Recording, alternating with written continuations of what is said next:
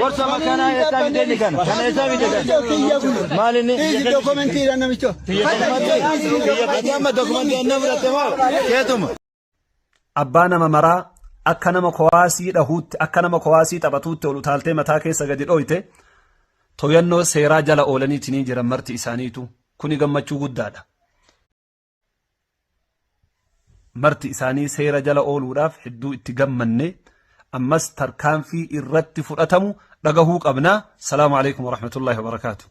Durriyyeen guyyaa kaleessaa abbaa keenna abbaa nama maraa akka nama kowaasii dhahuutti akka nama kowaasii taphatuutti ol utaaltee mataa keessa gadi dhoyte toyannoo seeraa jala oolaniitiin jiran marti isaaniitu kuni gammachuu guddaadha.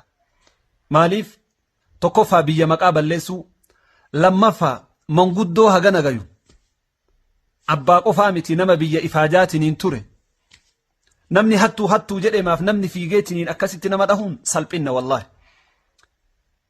Poolisa magaalaa Roobee kumaandar Gammadaa kantiibaa magaalaa Roobee obbo Diinoo Amiin obbo Feesal Abdurroo warra nageenya tarkaanfii qalbii nu fayyisu irratti fudhachuu qabdan ummata amma qabdaniitiin rabbi harkatti isin deebise kana. Maaliif jennaaniin qalbii nama hedduutu cabe wallahi.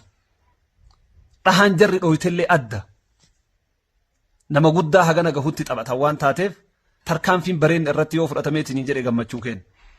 Wanni takka wanni baratame biyya keenya kana keessatti yoo hattuudha qabaa jedhan bakkuma kamittu namni bakkuma jiruu dhaya hin laallatu.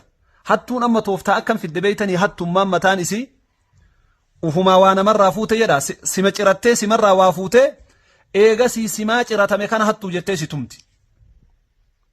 Namni mallaqa ofiillee dhabee hattuullee jedheetiin tumamaa jechuu. Biyyoota garaagaraa keessatti walii gaddeemta wanni akkasii qajeelatti jira.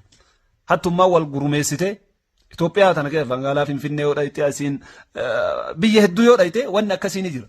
Si harkaa fuudhan eegasii sima hatame kanatu hattuu ta'ee tumaman leelamullee. Kanaaf tooftaan akkanaa kunillee akka jirullee hubatee hawaasni wayita namni tokko hattuudha jedhaniitiin iyyan kammaan hattuu namaan jedhu sunuu innuu akkam jiraa laaluun barbaachisaadha. Kanaaf marti isaanii seera jala ooluudhaaf hedduu itti gammanne ammas tarkaanfii irratti fudhatamu dhagahuu qabna. Salaamu alaykum wa rahmatullahi wa barakaatu.